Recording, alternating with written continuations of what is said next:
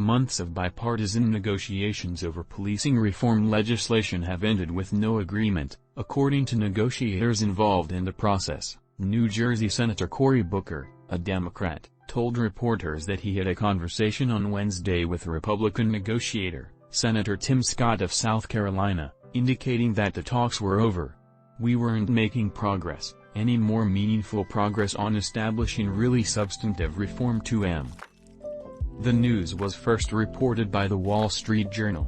After a Minneapolis jury found a white police officer who killed George Floyd guilty of murder in April, lawmakers in both parties had expressed cautious optimism that they could broker a deal. Lawmakers said they believed that the verdict would provide new momentum to reach a compromise.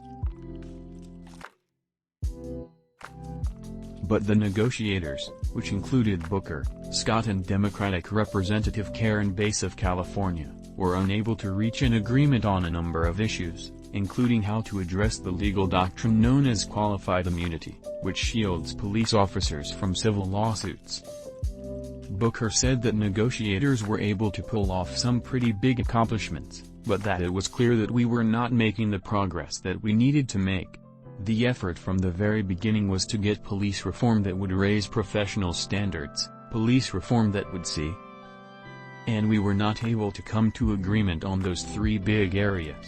In a statement, Bass said that Democrats accepted significant compromises, knowing that they would be a tough sell to our community, but added that every time more was demanded to the point that there would be no progress made, they have chosen to stand with those who have lynched the very people they are meant to protect and serve.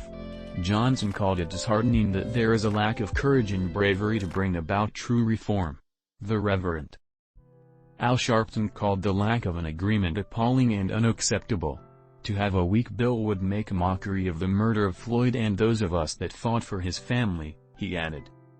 President Biden had initially called on lawmakers to reach a compromise by the first anniversary of the murder of George Floyd.